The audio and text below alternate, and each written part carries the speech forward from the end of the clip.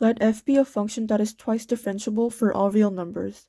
The table above gives values of f for selected points in the closed interval 2 to 13. In part A, we are told to estimate f'4. We can do this by finding the average rate of change from x equals 3 to x equals 5. And that would be a good estimation because the instantaneous slope at x equals 4 will be similar to the slope between x equals 3 and x equals 5. So using these coordinates 3, 4 and 5, -2, we solve for the slope.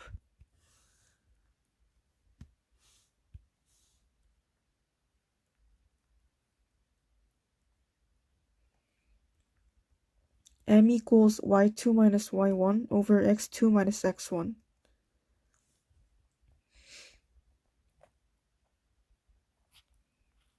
That would be minus 6 over 2. And we find the slope to be -3. So we can conclude that f'4 is approximately -3. In part B, we are told to evaluate this integral here. We will first begin by separating this integral into two separate integrals. That way it's easier to solve. So that would be the integral of 3. Keep in mind that when there's a constant inside an integral, you can move it to the outside of the integral. This makes it easier to solve.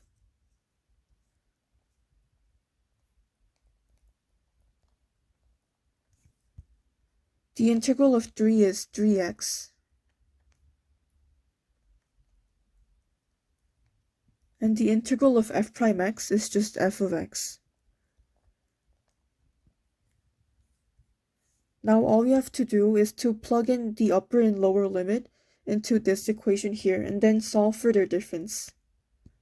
So 3 times 13 minus 3 times 2 minus 5 times f of 13 minus f of 2. We were told in the question that when x is 2, y is 1, and when x is 13, y is 6. So using that information, we can solve for the rest of the question. F of 13 is 6, and f of 2 is 1.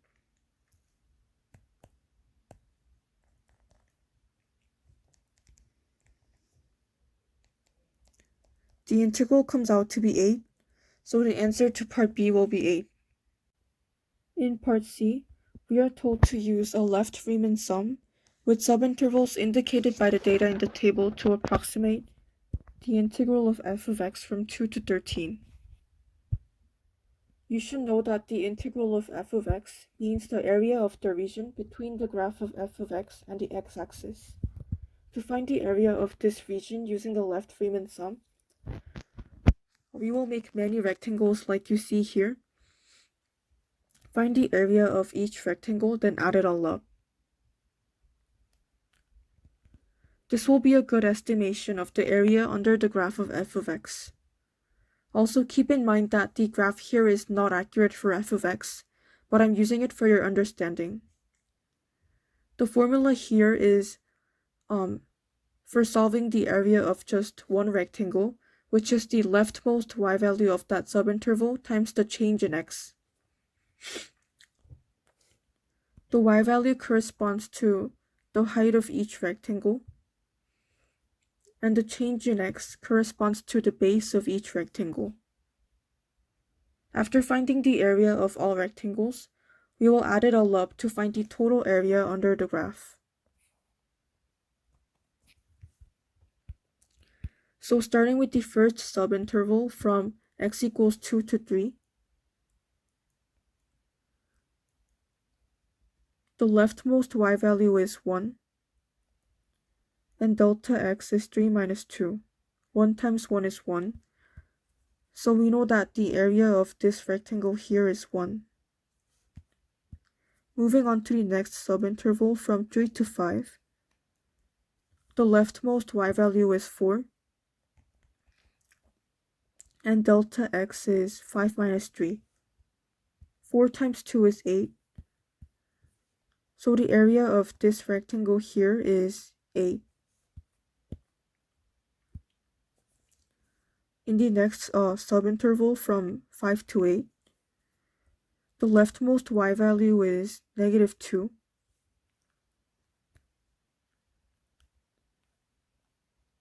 And delta x is 8 minus 5. That's -6.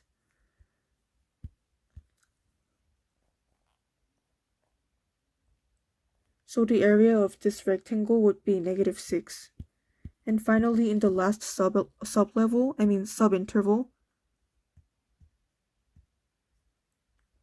from 8 to 13, the leftmost y value would be 3. And delta x is 13 minus 8. 3 times 5 is 18. So we know that the area of this rectangle here is 15.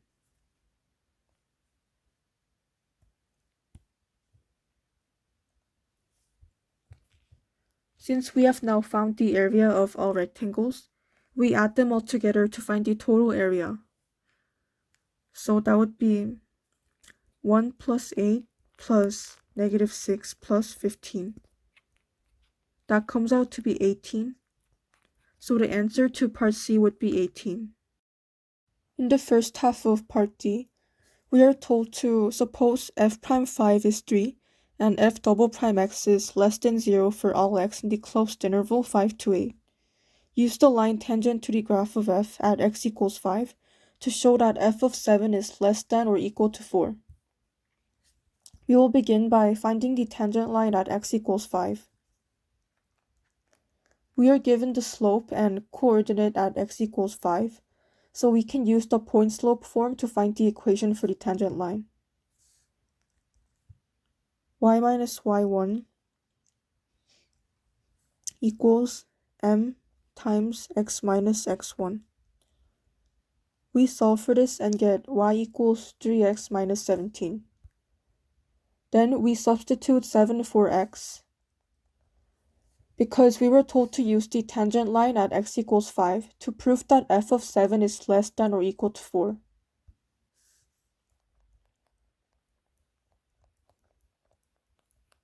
Doing that gives us 4. We were also told in the question that f double prime x is less than 0 in the closed interval 5 to 8. This means the graph is concave down in the closed interval 5 to 8. And when a graph is concave down, wherever the tangent line is, it must always be above the original graph. You can clearly see this in the image here. When a function is concave down, we see that the tangent lines always lie above the curve, no matter which point on the curve you choose. So going back to the context of this question, knowing that the tangent line is above the graph, and we also know the point 7, 4 on the tangent line, we can conclude that f of 7 on the original graph must be less than or equal to 4. In the second half of part D, we are told to use the secant line for the graph of f in the closed interval 5 to 8 to show that f of 7 is greater than or equal to 4 over 3. We will begin by finding the secant line for these 2 points, 5, -2 and 8, 3. Because we were told to find the secant line of the interval 5 to 8. We find the slope to be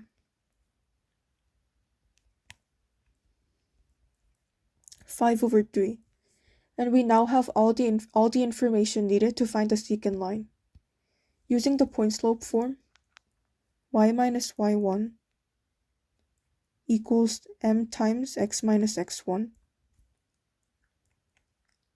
The secant line comes out to be y equals 5 over 3x minus 31 over 3. Like we did previously, we will substitute 7 for x in the equation for the secant line. This gives us 4 over 3. Since we know that f double prime x is less than 0 in the closed interval 5 to 8, the graph would look something like this in that interval. Notice how the secant line lies below the graph of f in the interval 5 to 8, and since we found the point